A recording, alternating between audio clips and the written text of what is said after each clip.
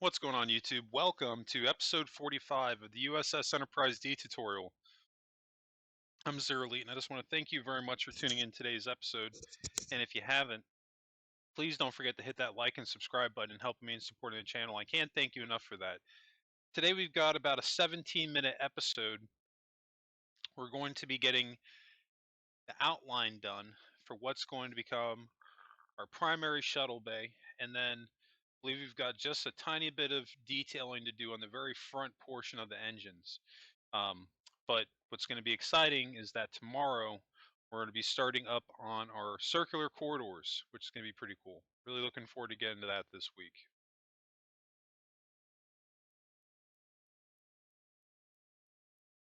So the cool thing now, because you see this gray oval here, that's basically this, well, that's this outer oval. And then the inner white concrete, that's this oval right here.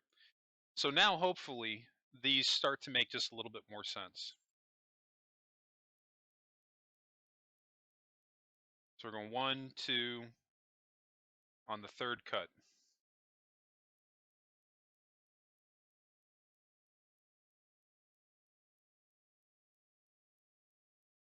I'm gonna zoom out so you can take a look at that.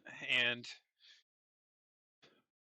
this is just going to be a little bit of a process. Basically, what we're going to be doing is just adding on little by little and trying to build something out here that looks right. I kind of decided here that maybe I went out just 1 too wide, so I'm going to bring that in on the left. Now we're going to do the same thing on the right side. But I will definitely do this sometimes when I'm building something. I'll keep the picture up just to keep the reference up, and that's going to help us in nailing the shape on what it's supposed to be.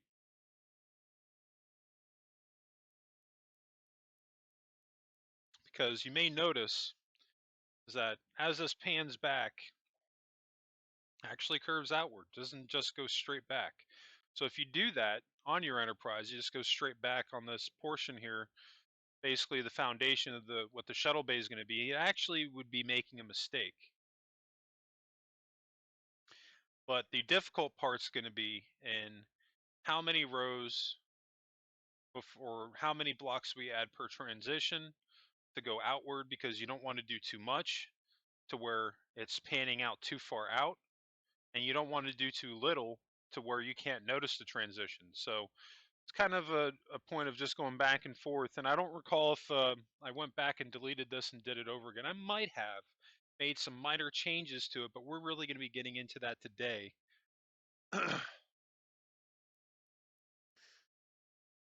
But this is just the best way to do it. Just looking at what we're trying to build and looking what we have, going back and forth, comparing the two, and just making a decision.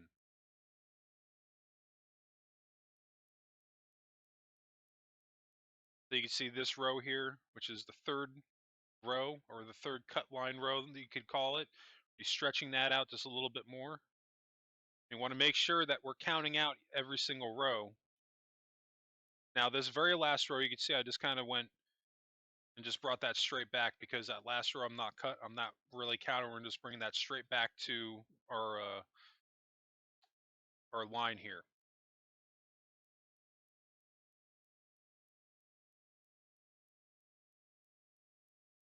Doesn't look too bad.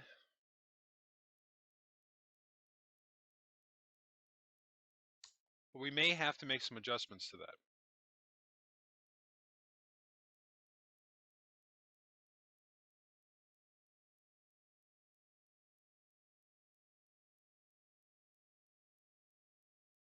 Oddly enough, when I was working on this area of the ship, looking up at the picture and the engines, and I was going back to here and looking at this, that's one of the reasons why we're going to be going back to the engines, because that red part, the very front part of the engine, it's not coming out nearly as much as it's supposed to.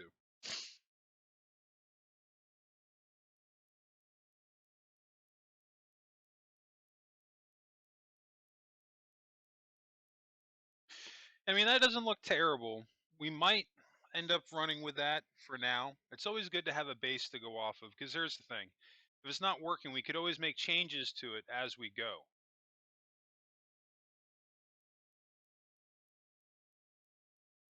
Or what we could also do is maybe just try to bring the line over to the next cut line. That's what I'm doing. Brought it right over to that cut line right there. And we're literally just going to repeat the same outline that we currently have. Just went basically over by 4. Or I might even try to transition it back a little bit more in the back and curve it all in to make it blend in just a little bit more. There's basically 2 ideas that we're dealing with right now, and that's why I'm zooming out and I'm taking a look at it, as I'm trying to decide basically which way I want to go. Do I want to start more wider and just kind of transition our way inward, or repeat the same process that we currently have?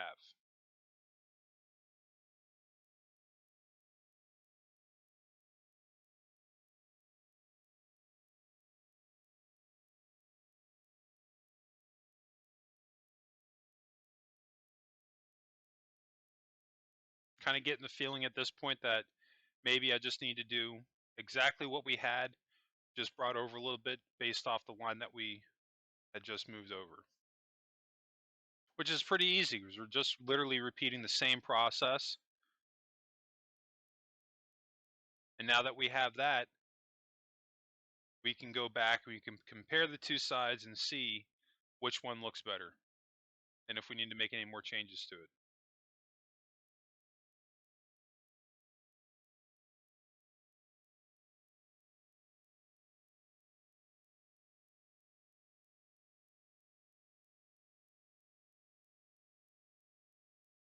All right.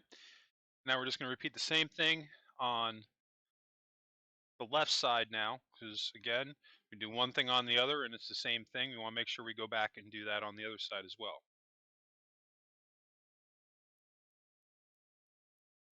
And I'm happy enough with it that we're going to go in and get rid of our old line, because now we don't need it. And there's actually 2 reasons why I actually moved this over. One, I thought it needed to be a little bit wider, and 2, the primary shuttle bay is not small. And I'll even go on and say it now, even if this is a minor spoiler, but this is going to be the largest shuttle bay I've ever built. No doubt about it. So we need to be able to accommodate that extra room. So this way when you come in here, it looks massive. Now, I will say right off rip that it's not going to be as big as the Enterprise D shuttle bay actually is, but you're going to, when it's all said and done, I think you'll actually be very happy with how it turns out.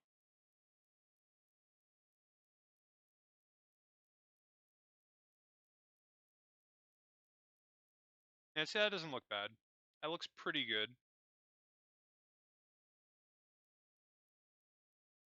I'm telling you, these foundation lines are going to help us. So I want to bring this cut line in just by 1. This way it just transitions a little bit more right here. As you can see, it kind of does that anyway. It's not going straight back.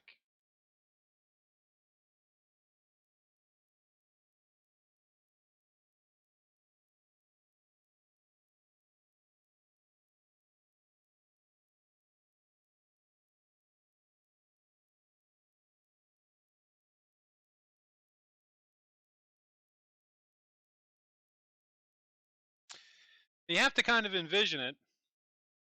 You can really see on what we're starting to build here. These 2 lines, this piece, and this piece, and this oval, the inner one, this inner oval, and the darker gray is the outer one. So those of you that thought I was just throwing down crazy lines in random spots, now you can get a real sense of the rhythm to my madness. This is why I plan this stuff out. It's better just to take your time with it, because you can get a good sense of how things are going to start to look when you better take your time and just plan them out. Kind of what I'm getting at here.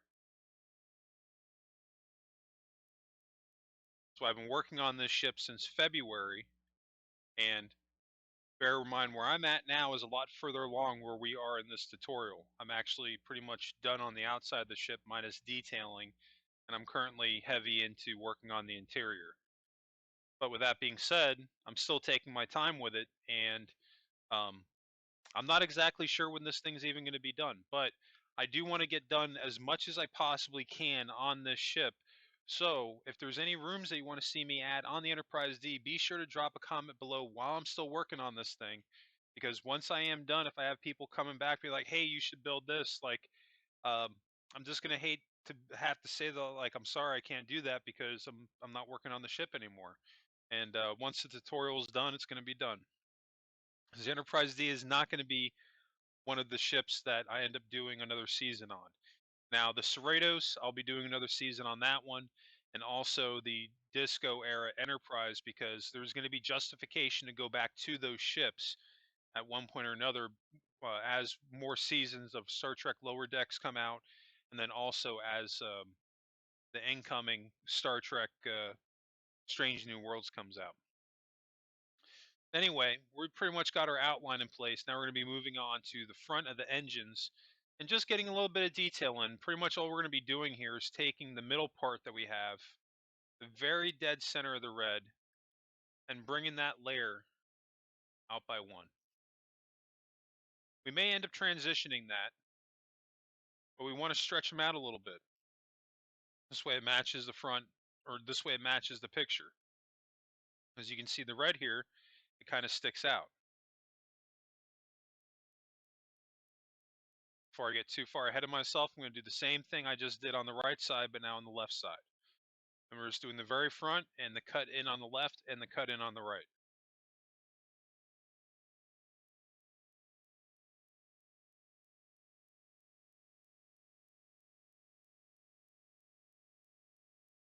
And now these two transition rows on the top and bottom, we're going to bring those out too.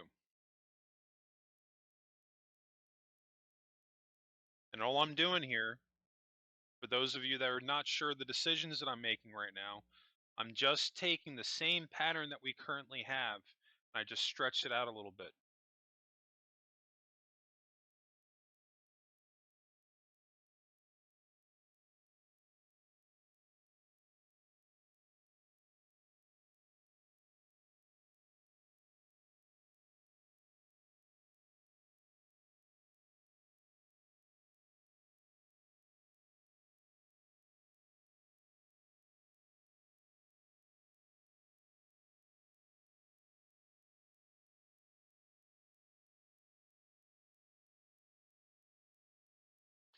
See how that's a little bit funky on the left side and the right side? Now we're just, again, going with our pattern, making sure everything matches. I brought it right up to the cut line. When in doubt, go with the cut line. That's what we're doing right now. That looks pretty good. We're going to do the same thing on the other side. This is really not the whole thing that's stretched out. It's really just right here in the front. It's kind of out a little bit on the sides, but we kind of got that going on maybe a little bit. We could maybe actually bring that out just a little bit more.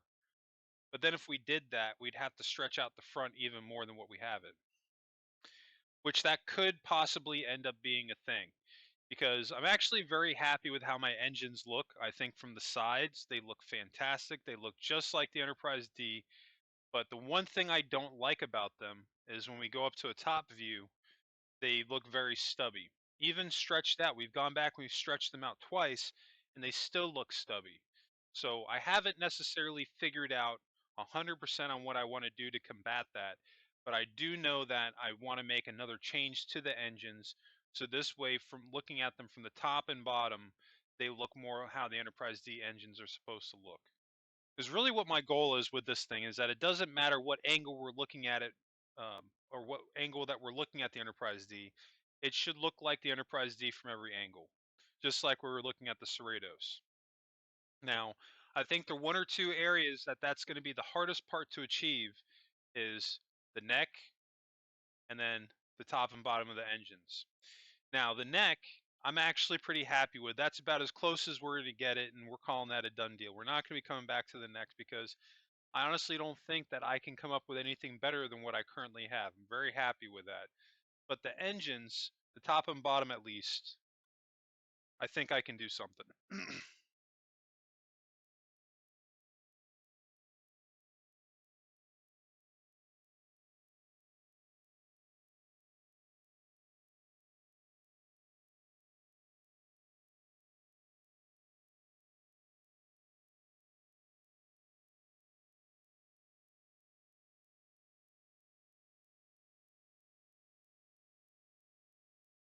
Yeah, that stubbiness in the front. I'm not a fan of that. I don't know why from the top they remind me of like the Enterprise C's engines.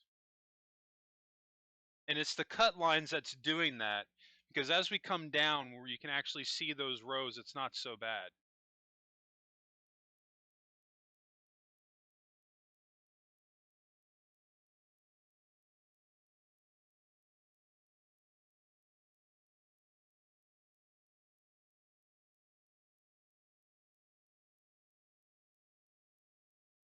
We're going to try it out on the front, on the sides. We're going to add a row. And the second to last row, we just have to stretch that out a little bit.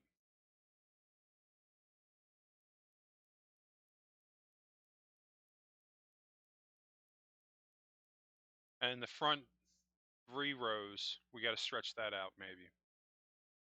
The only reason I don't want to do that is because it could end up getting pixelated. And no matter what we do when we're working with blocks, we're always going to have, some pixelation going on. But I want to try to maintain the shape as much as I possibly can.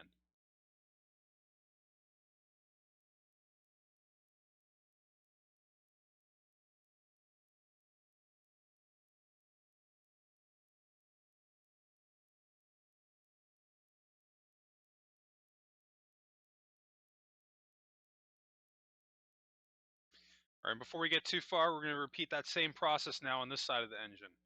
Now I'm going to build it the same exact way. Again, there's a rhythm to my madness. This is one of the reasons why I do this. I try to build things in the same manner in which, like if I do the left side, I do the right side the same way. And one of the reasons is because, and on top of doing it right away, is that it stays fresh in your mind. When you start building things a different way or in a different order, that's when you're most likely to make these types of mistakes, no matter how well you're paying attention. At least for me, anyway. I don't know if that's necessarily true for everybody. It could be.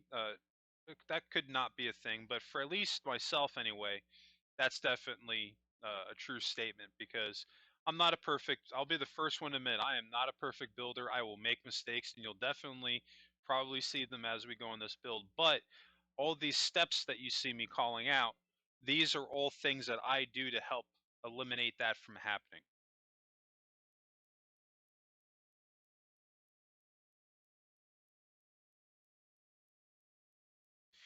So as you can see on the sides here, I'm not overly fond of what I did. I feel like I stretched it out too far, so we're going to be bringing it back to what it was right before I changed it,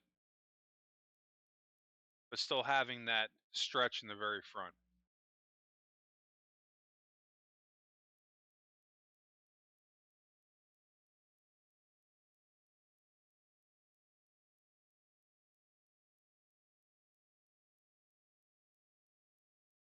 And even what we're going to end up on here, like I said, it's something that we're going to be messing with here and there as we go during this build, because I feel like I haven't fully nailed the front of the engines yet.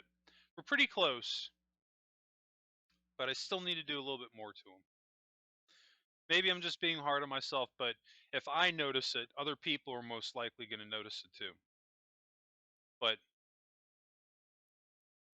I do think that's going to wrap us up today. We've gotten a little bit done. Feels like kind of a short episode, but that's only because tomorrow's episode is going to be a longer one, and I didn't want to stretch tab these together and come out with a 45-minute episode today. I'm trying to keep these as short as possible with as much stuff as I possibly can. Yeah, I think that's going to wrap us up. I just want to thank you all again for tuning in today's episode. And if you did enjoy this content, help me out and hit that like and subscribe button, helping me in supporting the channel. I can't thank you enough for that. And new subscribers, don't forget to hit notifications on so you get notified when those new videos drop. And speaking of new videos, you can always catch my new Minecraft videos dropping Tuesdays through Thursdays. Anyway, that's going to wrap it up for me. I just want to thank you all again for tuning in today's episode. I hope everybody has a happy and safe week, and I'll catch you in the next episode.